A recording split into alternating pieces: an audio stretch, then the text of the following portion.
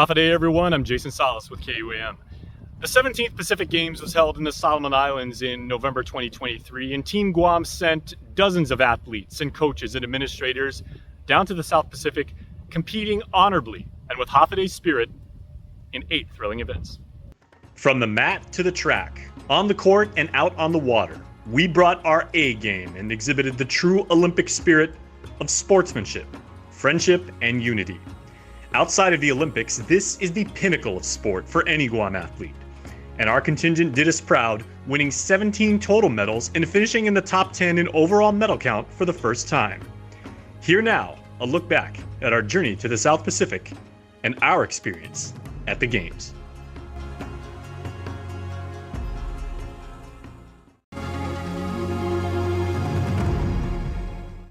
Cam, take me back to that moment where I know you guys are getting ready for the opening ceremonies. You probably already got competition, you're thinking about your game plan and everything like that. How did you find out that you would be the flag bearer for Team Guam? Yeah, so before we all walked to the stadium, we lined up on the outside track and we got together as Guam. I was just messing around, talking with my teammates and friends from other sports, and then they were like, "Here, you're flag bearer," and it just kind of like it hit me. I was like, oh man, like this is serious. Like I'm gonna be in front of everyone, like holding Guam flag, and then from then on, the only thought that went through my head was don't drop it, and don't tangle it, and don't trip.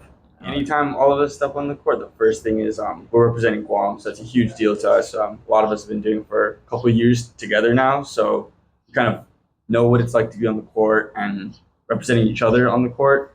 So I guess when we started, it was a lot of kind of knowing what you're playing for, and once you get to that point, you're not really thinking about anything else except for the ball that's in front of you. We won team gold is incredible, and that's just for us fans, right? What does that mean for you, like as players, to say we came here together and we're all leaving as gold medalists?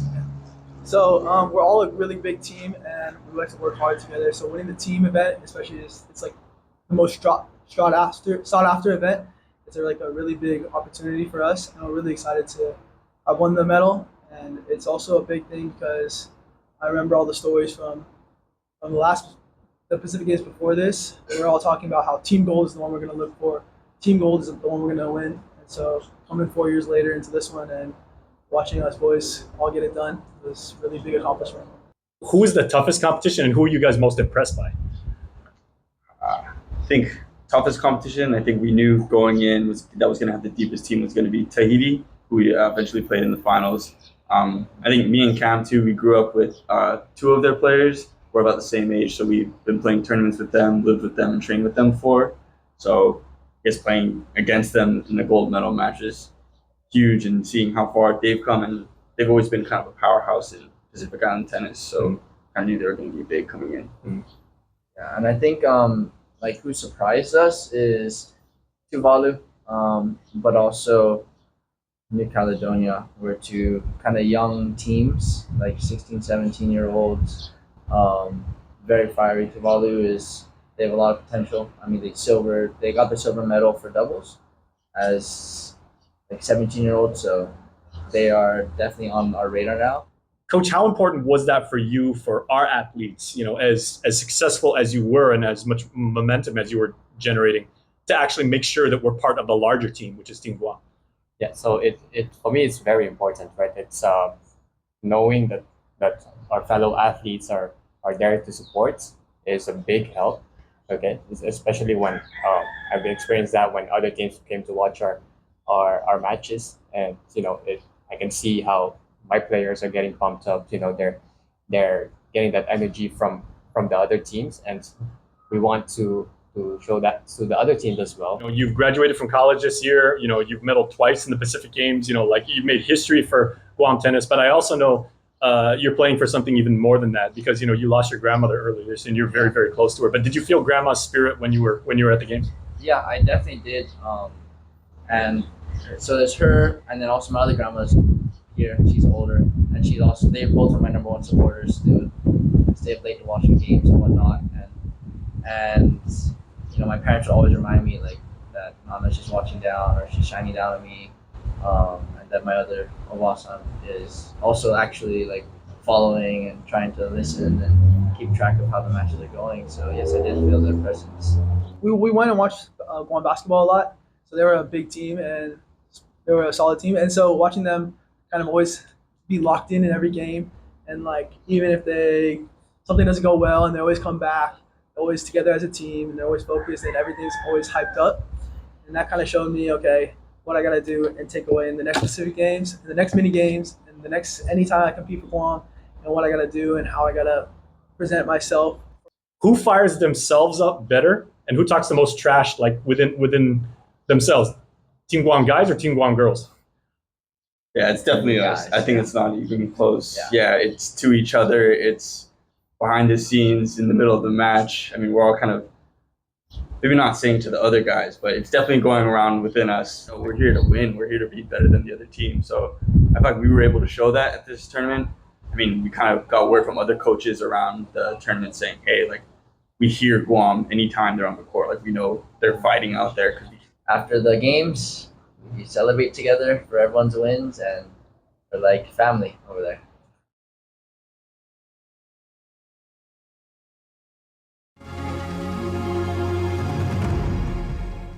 Obviously, you won the gold medal. How satisfied were you with, the final match? The final match is like there's a lot of like pressure going into it like beforehand, but it's like once I like start fighting, it's like I feel calm about it. And so I just like trusted my strategy and the coaching that I was getting. And then it just made me, focused on trying to win. And TR, I know you have a lot of fans, whether you know this or not. I don't know if your follower count went super high, like on Instagram and everything, but you've got a lot of fans on the rest of Team Guam who are saying, hey, she's not that tall, but she's a beast.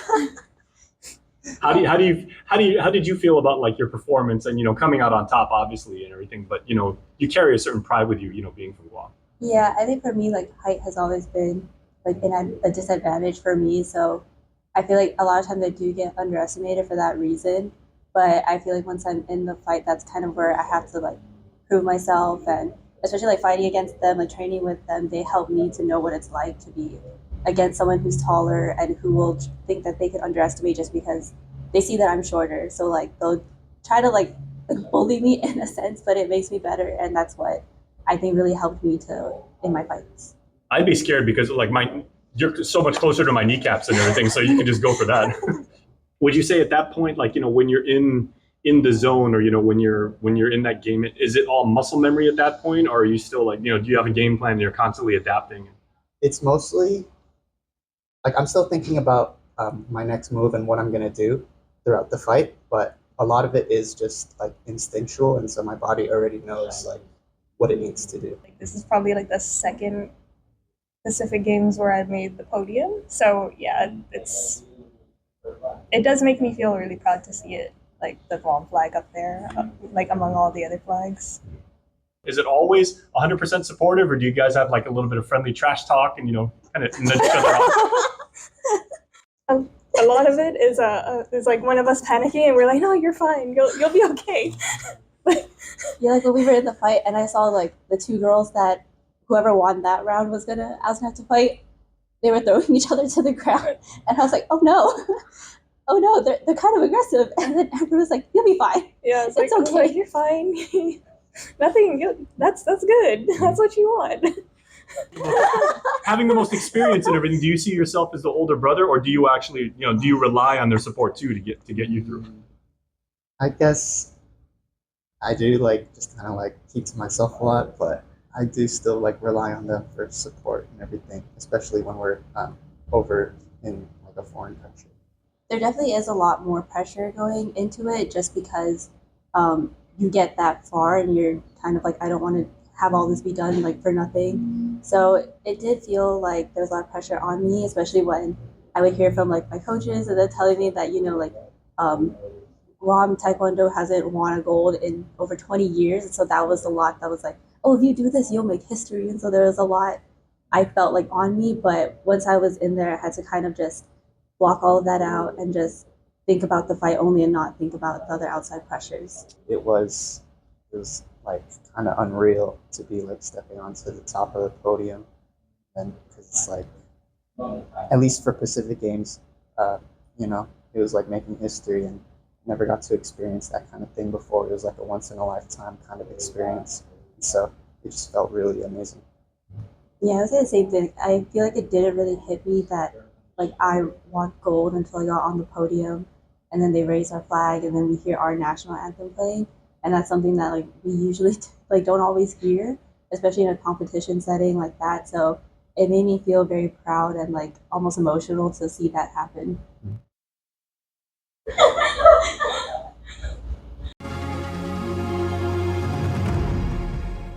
Not only did we learn a lot out there, we could take that knowledge and bring it here. Now we know what else we have to aim for, the times that we have to aim for, and the conditions that we have to practice more in. We can only prepare ourselves for future competitions from here. I think it just didn't really hit me that like, oh my God, I'm here competing until I actually got to like the race venue. Just because I think a lot of us were just very exhausted on the trip to get to Solomon, because we went from here to Japan. Japan was like almost like a 9-hour flight to Fiji, and then did an overnight, and then got to Solomon. Oh, you guys took the long way. I know a lot of people went from here to Manila to the Solomons. We took the long way back. Okay. Back and forth. But once you're there, I'm sure, I mean, you guys weren't there for the opening ceremonies, but like, no, what was it like when you finally like, you know, made it to the venue, hit the beach, saw all the other teams, and it's like, all right, game time. Seems like it's a good memory. Yeah, it was definitely an experience, especially on our first practice. We flipped, and then it just really hit me. Like this is the waters we're in. This is the condition we're going to be paddling in. We were all like shocked. You know, swells were just coming in to the shore. Even other nations were having a hard time. Buoys, you could not see any lanes. That's how bad the conditions were. That they had to make adjustments on the daily events to accommodate the races because it was that headwinds, the winds picked up. And as a steersman, this was my first time steering. It was very nerve-wracking for me. It's a really, really big difference because here in Tumon, like Matapang, the water is so flat, it's so calm. But and then I guess anywhere else, or I guess in Solomon, though, it was just more, there was a lot more waves, more current, a lot more like headwind, and it was really pushing us. And especially doing the V1, but you know what?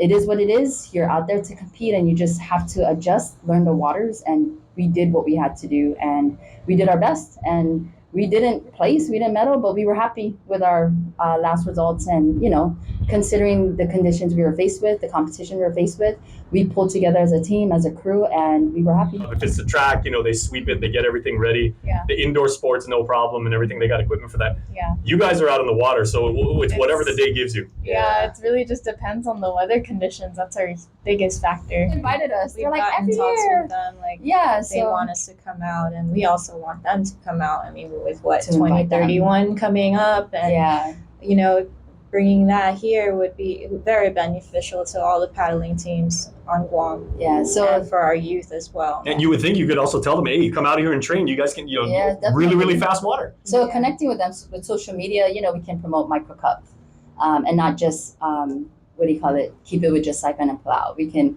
hopefully with our exposure and our camaraderie with them that they're able to, you know, come here, and that'll help us boost our island and promote our island as well, and you know, bring their caliber of competition to us instead of us going to them. They're just like us, and they're super cool.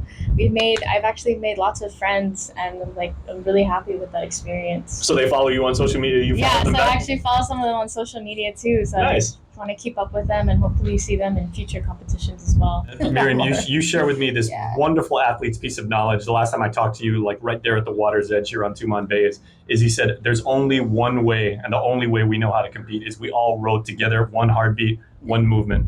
Nobody deviates, nobody goes off on their own. And Yeah. so taking away from that. We can only do it together at the same time, and it took us to feel the water out there.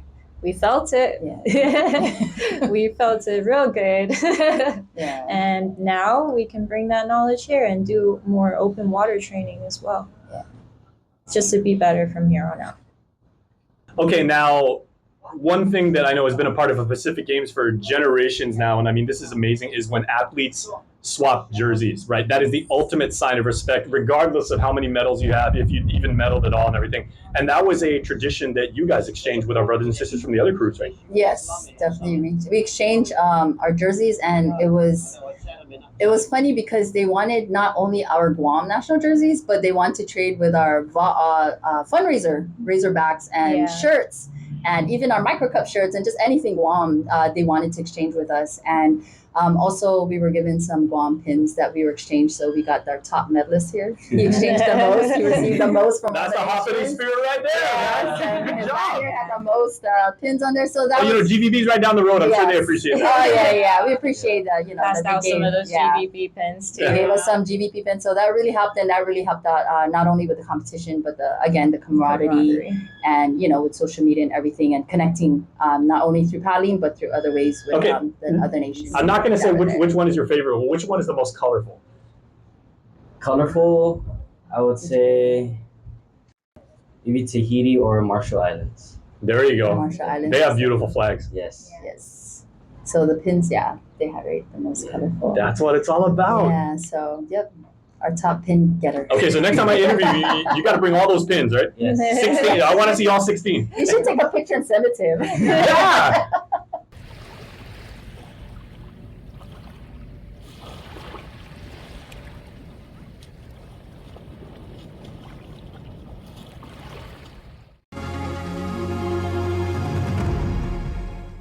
Overall, like in summary, what was your experience like out in the games and with your performance and that of the team? Overall, it went really well. Being with the team is always great, especially at Pacific Games. It's only held once every 4 years. So it was an opportunity I didn't want to miss, and I'm really glad I was able to partake in it. What was your experience like in the Pacific Games and most importantly, being on the medal podium, winning silver for Guam? Well, I had a really great time. The services and the things they provided, it was really nice. It was a bit hot, but that was something everyone else had to deal with. Everyone there in the Solomon Islands were so kind, so welcoming, so outgoing, and so fun. We talked to a lot of other teams, and everyone was pretty nice. We traded pins with a lot of them, which was really cool. So overall, the experience is great. Oh, okay. Did you see that picture of yourself on the big screen? Yeah, I Everyone was tagging you in that. Yeah, they were. It was a really, really big. Like our Guam national flag being raised and said, that's my community, that's my island home. Because we've always seen like the other teams going up and then always from the spectator's view, but for me it was just right next, parallel to all the flags. That's where I saw it from. So it was such like a nice feeling to be able to like be up there and like show them like Guam and her flag. But you were out there, you brought experience, you brought maturity, you brought wisdom. How was it like to actually have, younger athletes like look up to you and say, I need you to get me to that next level, or, I looked up to you when I was running? It's a really interesting, unique, but amazing experience, really, because, I see where I was 10 years ago, so on and so forth. I used to look up to, the veterans of the team. But now that the roles have reversed, I'm really enjoying being able to teach the younger athletes, being able to help them, motivate them, and, show them what I was shown back then. There's that really good shot that they got of all of you guys walking into the stadium for the first time. What was that like to feel like we're here, this isn't where we're from and everything like that, but it's all business now. We got a job to do. It was surreal. It was crazy. Yeah.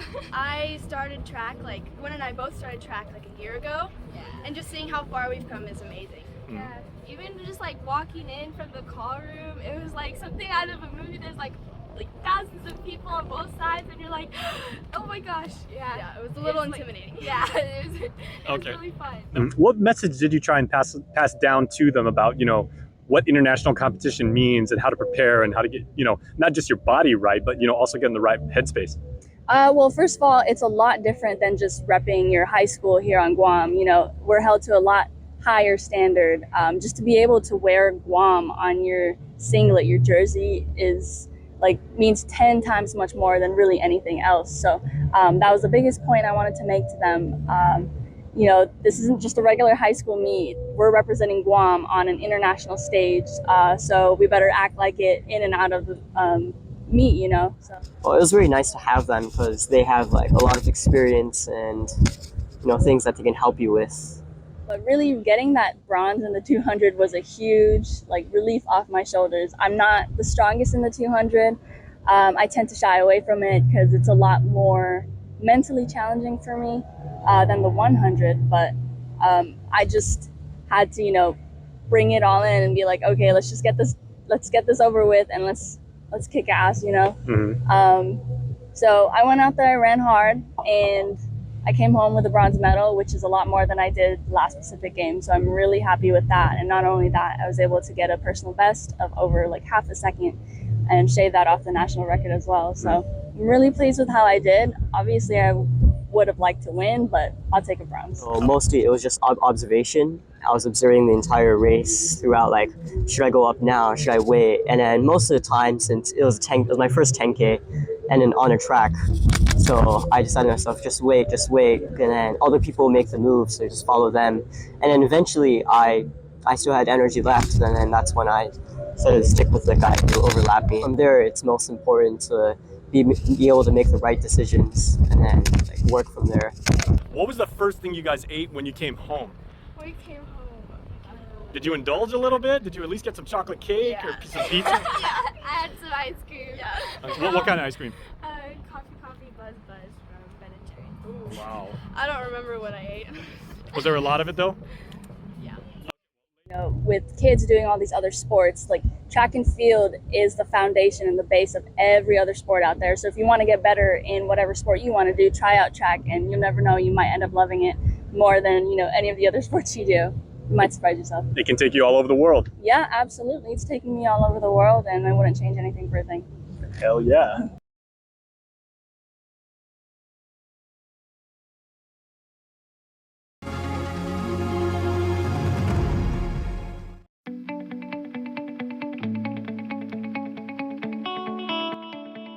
And seeing what Tahiti has, New Caledonia, they're like the top dogs. Seeing where they're at as far as their performance and knowing where I'm at. Right? I never knew where I was on a national level, and of course it goes bigger than that. But I mean, you are the Guam Triathlon Federation national champ for here. Yeah. So like I said, so it's here, right? But then seeing that, it's a super sprint. So to have the first place guy beat me by about 5 minutes, and to have a 5-minute gap on a super sprint, that's huge, right? Mm-hmm. To open up a gap that big in such a short race, right? It's a 34-minute race for me, 29 minutes for the winner, right? So it was very, very interesting, but also motivational. I thought I would come back and relax and go off season, but seeing that really motivated me. So I landed, and that same day I'm working out, trying to plan my next year because we have mini games coming up, 2025. Now, the one thing I really took away from how social media was showing was everybody on the Guam Triathlon team, it seemed like one big party. I mean, you guys got along so well, our male athletes, our female athletes, the coordinators and everything like that. Everyone was so in lockstep. Yeah, and then everyone was trying to support everyone. So we all stayed in the dorm, or most of us stayed in the dorm. So we'd all come out and meet in the middle area, or we'd be passing and we'd be asking, hey, when are you guys competing? What are you guys doing? So we're all supporting each other. Never met most of them. I knew a few people, but you have, the track team, tennis team when I was there, Taekwondo, and then athletics, right? So it was really cool to get to meet everyone and support each other. We go to the track events. We stopped by tennis once. We weren't able to meet Taekwondo, unfortunately, and VA, because our schedules were conflicting, but it was really cool to support each other. Yeah, I heard VA was way out there. Yeah, and I know they had an interesting time. I heard the waters, because my younger sister is actually on the women's VA team. Okay. So that was a big reason for me wanting to go. Was because she was going, so get my little sister going and go together. I mean, even with us at Triathlon, there was an athletes lounge, so all the athletes are kind of in this lounge waiting for their heats and all that. So you have Samoa, Fiji, even Tahiti and New Caledonia, Solomon Islands. Everyone is cheering each other on. Right? To actually be there and to be with other athletes, and these people just like you are. I mean, they're the best of the best in what they do, and Right. You can see the pride that they take with them. What did you learn from them? It was cool. I mean, it's at least coming from here, you see what people go through to get there, right? And I know what I went through. I know what the other athletes go through to get to the games, right? Compete, qualify, and all that. So it was really cool to see, all these people that, they probably have regular lives too, like I do. and the amount of time and effort that they put into it is really cool. For me, it was, like I said, very motivational to see that huge gap between me and the first place, or even the third place guys. But understanding what gaps I need to close and how I need to structure my training to fit that. That's what champions do, bro. Yeah.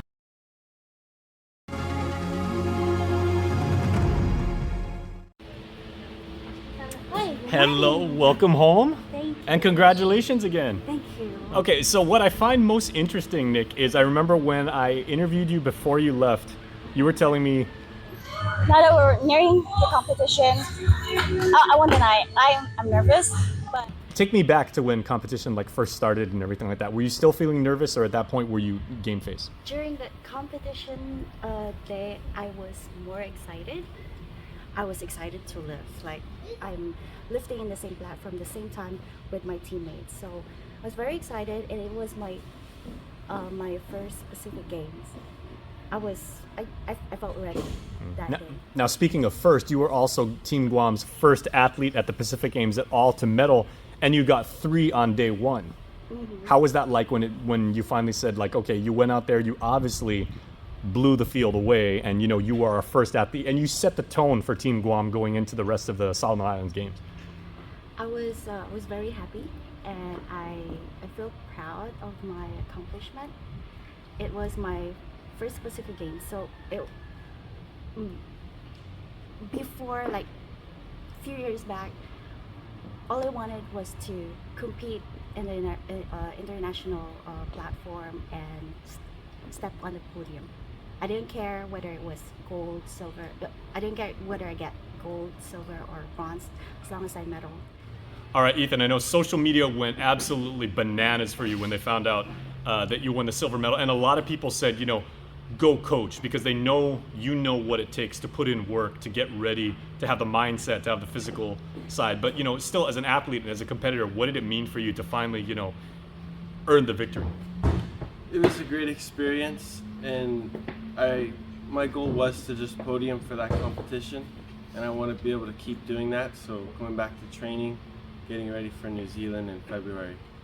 Okay, so Jacinta, I want to say everybody knows who you are, what you're all about. You always preach team, and probably the way that showed is you were sharing everybody's social media, like out there, like in the Solomon Islands, which kind of shows that everybody thinks weightlifting is an individual sport, but I mean your mentality and the mentality of everybody. I mean, this really is a team effort. Yes, it is. It definitely is a team effort.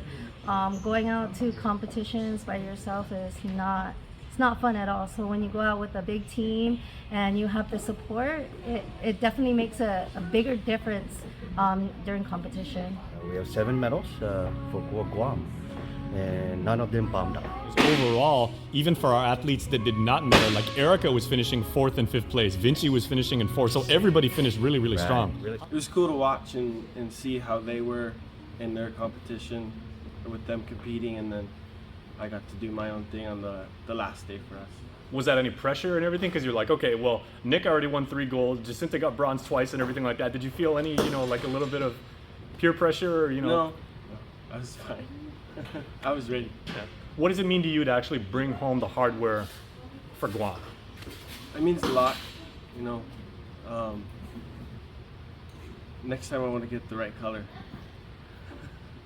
Now, you're very well accomplished, in your own right, and you added to your medal count because you took bronze twice. What did it mean to you to actually see your teammates succeed as well, and see like the younger athletes in the sport coming up? Oh yes, definitely. You can train your hardest during training, up and leading to the comp, and nothing matters until the lift that you make on the competition stage. So just going out there and everyone beating their own personal records, and of course medaling is always nice, but just going there and having a successful comp is a great feeling.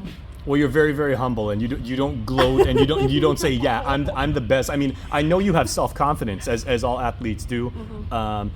And with that confidence, are you not taking that and saying, okay, I've proven to myself and to my team that I'm capable of doing this, Oceanias, mini games, Pacific Games. Mm-hmm. Are you now going to take that as you prepare for Paris?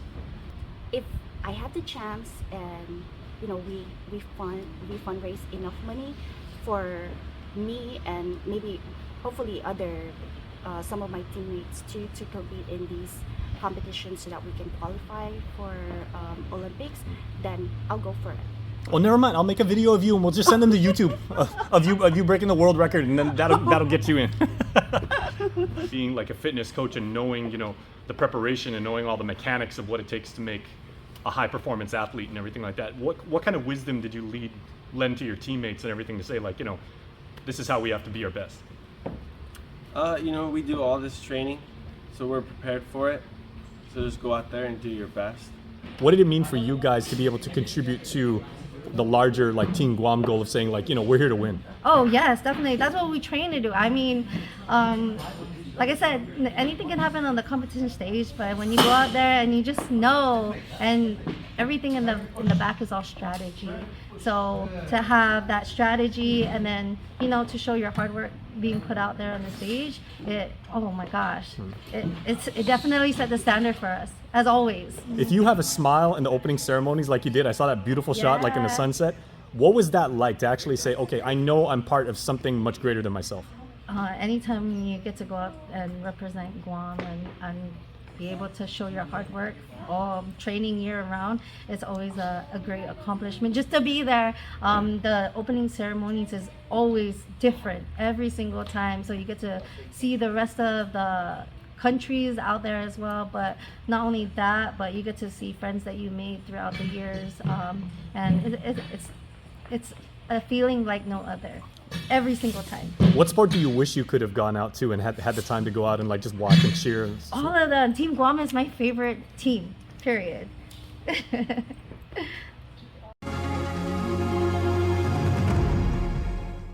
A absolutely critical and essential part of Team Guam and our success over in the Solomon Islands was our medical staff. One of them, a physical therapist, Dr. Kaipo Sotelo, who, by the way, had the best, I want to say this, gold medalist himself as far as social media for the crazy Instagram stories that he was producing every single day. So, Doc, welcome to the show, man. And thank you again for just chronicling, you know, your experience and from your unique perspective on Team Guam.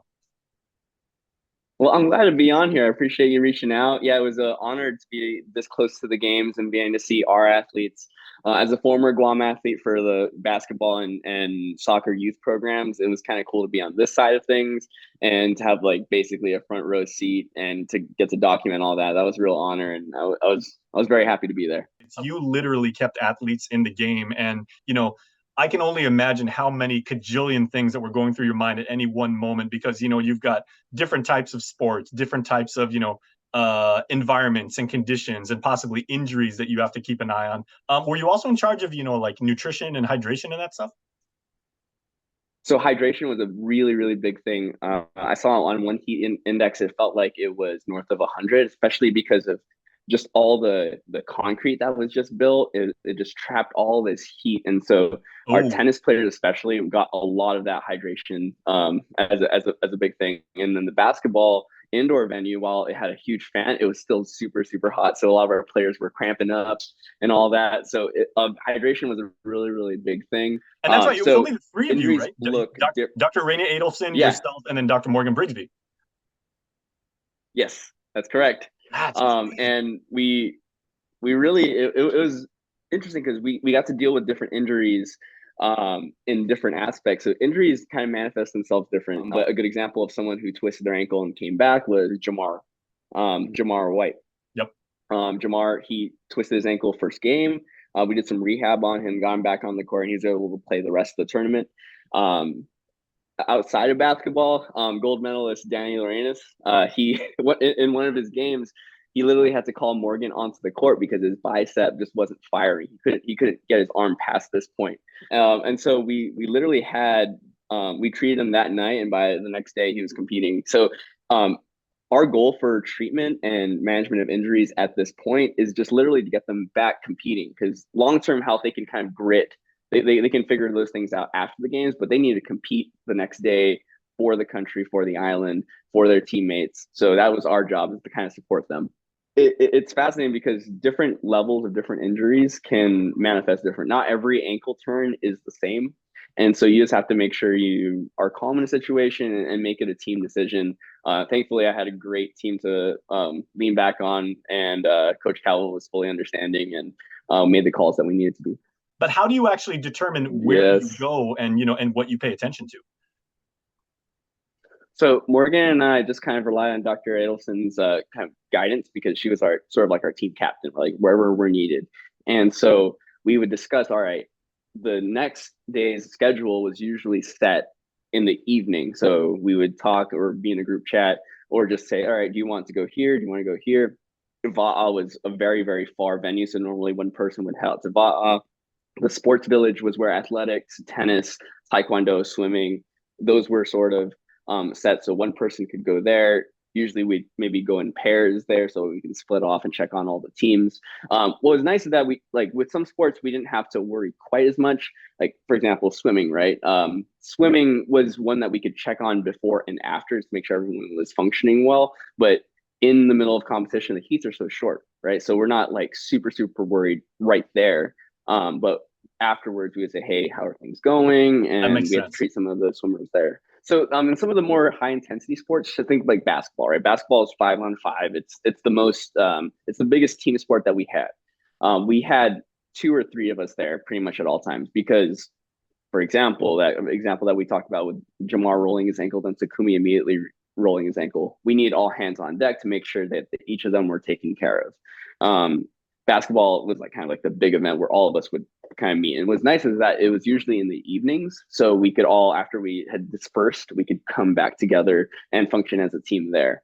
That was sort of how it rolled. And it tended to work out because then we were able to get each other's backs and help out where we could. How many hours a day were you pulling there?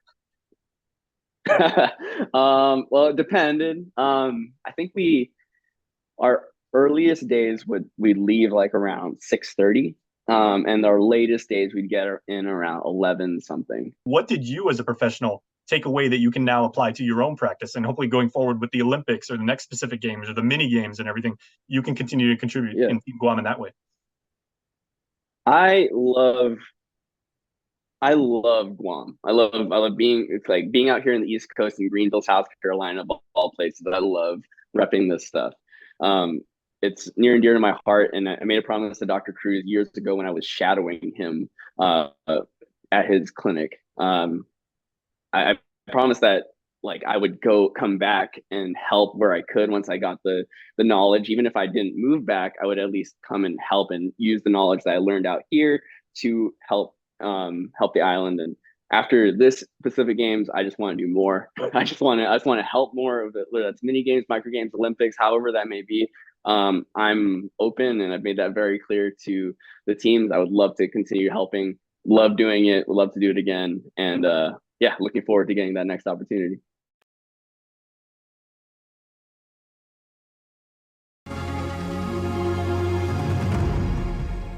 Okay, ladies, so first of all, welcome home. Thank you. Yes, thanks. It's so nice to be home. Yeah. Okay, so now you have literally let your hair down after I'm sure it was a very exhausting trip, what was a very trying, tournament. Obviously, there's some challenges you have. You're the 2 senior leaders of your team, but at the same time, I'm sure very, very rewarding just as athletes to go out there and represent our island. Definitely, yeah. We had a good time. Obviously not the finish, the result that we wanted, but every time we go into these tournaments, we definitely learn something new. And I think just the level of play improves with every Pacific Games tournament. So for me, I'm always learning. Yeah, I also think it's just a big pride thing. Like we have a special opportunity to be able to wear a uniform that says Guam on our chest and our last name in the back. If you count the number of players on our team, that's 11 out of 170,000 that we have on the island. So I think for us it's really special, regardless of the result, to be able to put on that uniform, go out, represent.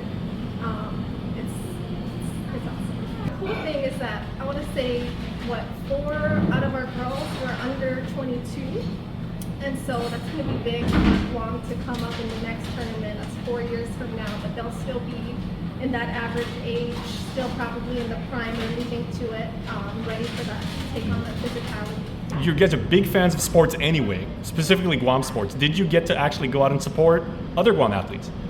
We did. Yes. Go ahead. We were so hyped. We were so excited to watch the tennis team. Man, I was so impressed by how awesome and how quick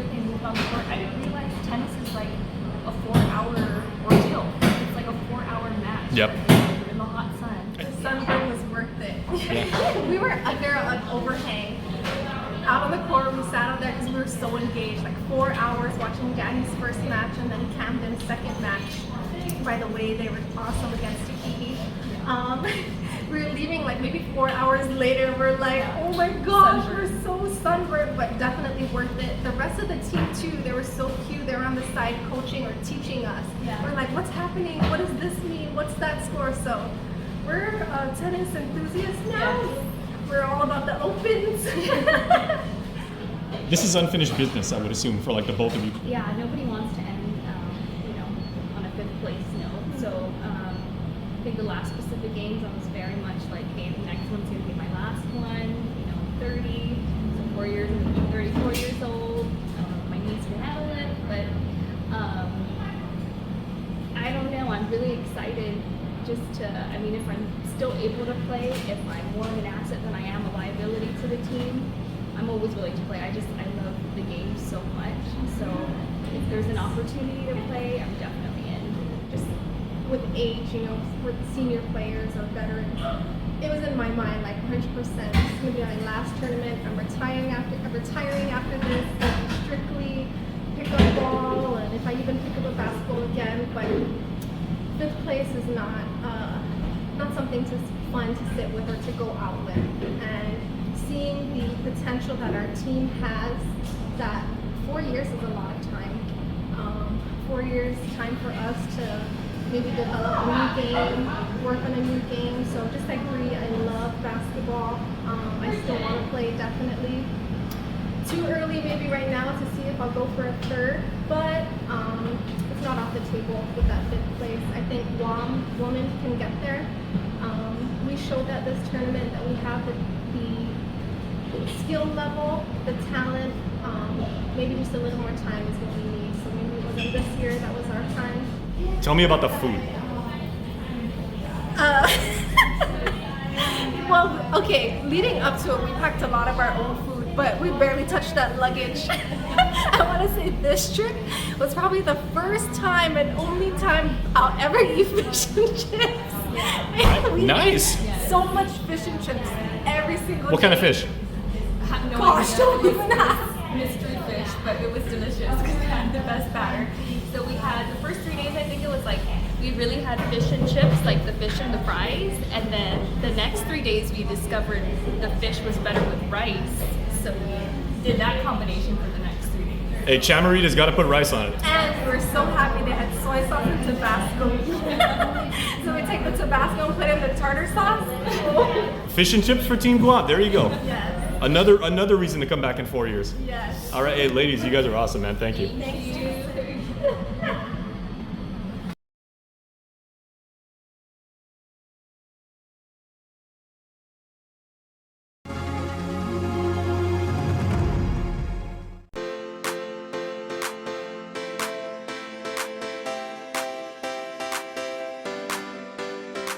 Did you guys have any input on what your order would be in terms of who started, who was anchor? Yeah, we had an idea. Yeah, so we knew that Ben was going to swim backstroke, and Jaden was going to swim breaststroke, I was going to swim fly, and then I would do freestyle. Okay, by the way, Jaden joining us, he went immediately back to college. Yeah. So what's up, Jaden? Happy holidays, man.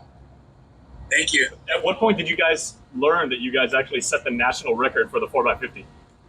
Honestly, right before this interview. Yeah. We had no idea we set a new record. It's been 3 weeks and you guys just learned now? Well, no, we learned after. Well, we did. Yeah, when we took we learned like after the race, but we had no idea that we were like capable of breaking it. We didn't think we'd break it. Yeah. Yeah, Jaden, tell me about your leg and how'd you feel? How'd it go? It was kind of weird since we don't really have a breaststroker for Guam. Just kind of me swimming like off of it. I kind of just I just had fun with it, to be honest. Like, I love swimming breaststroke, and like it was just fun. It was fun to do. It was fun to be on a relay with like a mixed medley. Like, it was just, it reminded me of like being an age group. It was fun. I think I did well, but I don't know my final time for the final because we only have the 100 time, right? So I don't really know my 50, how well I did it, but I think I did it well. The first leg, I was doing butterfly. Okay, how important was it for you? Obviously, you want to get out of the blocks strong and everything. How How impressed were you with how you came out? Honestly, I don't usually do short course fly, so I was pretty impressed by my time, and it was also a relay, so I kind of had to pick it up, and I really wanted us to get a good head start and a good first leg of the race. But if you're the last leg and you're the one who can make up that difference, how is it for you to be able to say, it's up to me to get it done? Well, to be honest, I think relays are like those races that there's there's no pressure in relays. It's just like all about having fun. It's not anything like an individual race. So I think the number one thing about relays is to just like have fun and race with your teammates. So I don't think there was that much pressure. So yeah, we were just focused on like really enjoying the experience and swimming our hearts out. I heard the fruit in particular. Oh yeah, the fruit was really fresh. Tell me about that. There was this, okay, I don't really know what it was. It kind of looked like a papaya, but it tasted like a mango. It was so good, and they would have like fresh watermelon. Everywhere we went had fresh watermelon. It was really nice. Somebody told me the pineapple was really good too. Was the pineapple good? I had pineapple every day. Jaden, you had pineapple every day? Yeah, every day. Oh, there were also like fresh coconuts outside of the dining hall that we'd get for like, it was like 20 cents to get a fresh coconut, and we just like, we chow on that. It was so good. It was really good. What could you take away from them as far as like their energy and like their how they prepare, how they go out and execute, and what did they ask you about being their best? When we were there, the only other teams were weightlifting and tennis, and although we didn't see them that often, they were definitely really positive, and they were really happy about being there and like representing Guam, and they were just a very energetic but still kind of serious level of athlete, and it was really nice to see like a bunch of different sports coming together and seeing how their mindsets were all kind of the same and representing the same island and everything. Yeah, I really like the vibe over there. Like from other islands, all the athletes come together and celebrate. I think it's very good. It was a really big like variety of athletes. Like there were a bunch of high schoolers like our age, and there were also a bunch of like adults. So it was just like a really good mix of like vibe, and it was fun. 7 representing Team Guam.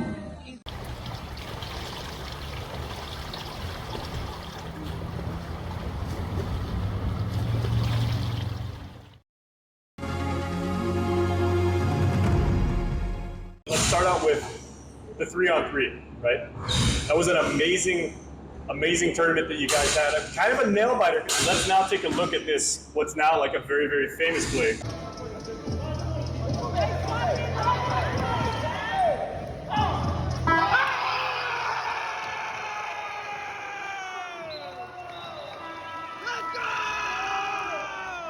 Yeah, so we were talking about what we were going to run, but then we looked up at the clock and realized there's only 1.7 seconds left, I think. Yeah. And then in 3-on-3, you're able to dribble off of the inbound. So once you check it, you can go. But I don't think the other team realized how much time was left. So they're like, oh yeah, okay, we're probably going to take the last shot. But they take the last shot, but they're going to run a play. I don't think they realized that we were just going to shoot it. Like, catch, shoot it. So that's why if you see the play, like, all I did was just had marks at the screen. And you fake left and then came right. Fake left and just use it. I shot it like after one dribble, not even had my feet set. I just had to jump and elevate over the defense. And then you were down low just in case like the ball comes up and you have time to make a... Yeah, so I don't know, I'm happy for my guy. He was hitting all tournament, and I'm glad that he took the last shot. He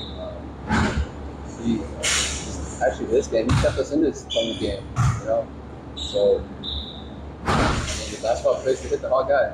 So, Now, Ben, I don't know if you ever had plans to play rugby for Guam, but the way you tackled Rio after you hit that shot, you and Mike basically sandwiched him and like crushed him and everything like that. How much elation did you have when you saw the shot, perfect shot, like it went down and everything? The first thing you do is you run to your teammate. You know, I just want to celebrate with my guys, and a shot like that is worth tackling a teammate for. So, this guy hitting the shot and just us. Like the bond we had together, it just came naturally. It came naturally to come together as a team, and just the hard work we put in and just the grit we had, you know. Okay, so now let's talk about the other medal that you guys got. You guys went in obviously is the favorite, looking to go for the three-peat. You guys cruising in pool play, and then I just found out from Kaipo that that Jamar rolled an ankle, that Alshia popped the shoulder out, and then obviously everybody knew like about Takumi and everything like that. Were you guys ever concerned, like playing that? I don't think so, just because we have a lot of weapons on our team. I think we can make adjustments on the fly if, I guess, situations like that happen. I don't know, personally, I mean, I wasn't worried because I believe in all of our guys.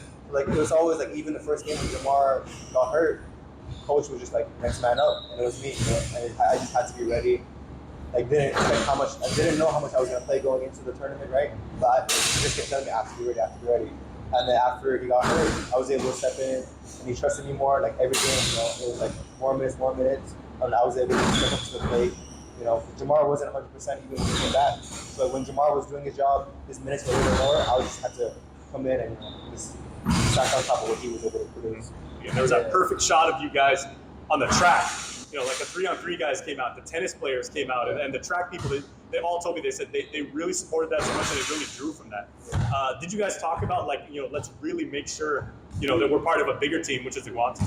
We actually did, because it was our first 5-on-5 game. Like the whole tennis team came out, and like their match was like at 10 a.m.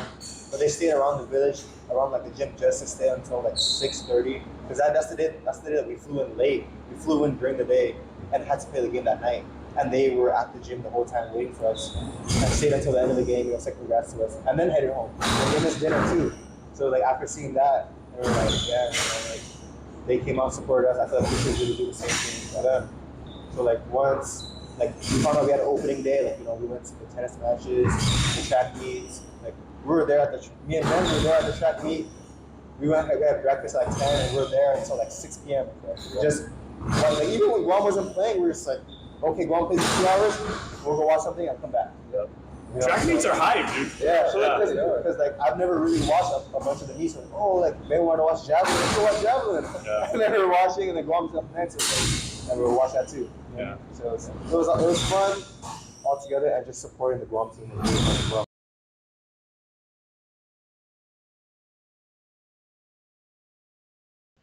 And as we wrap up our look back at the Pacific Games, we send a special congratulations to all the competitors themselves.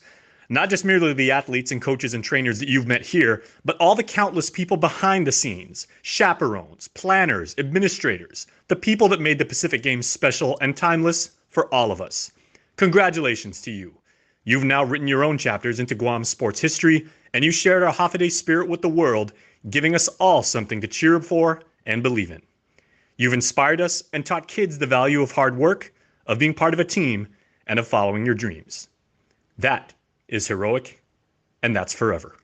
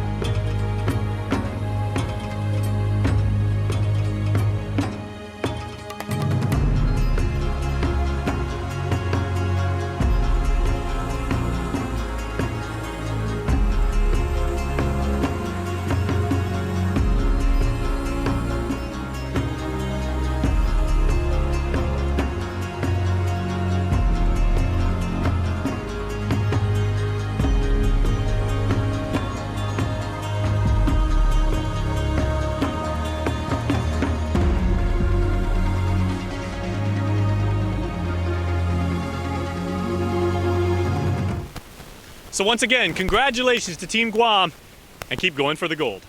Thanks so much for watching, everybody. I'm Jason Salas.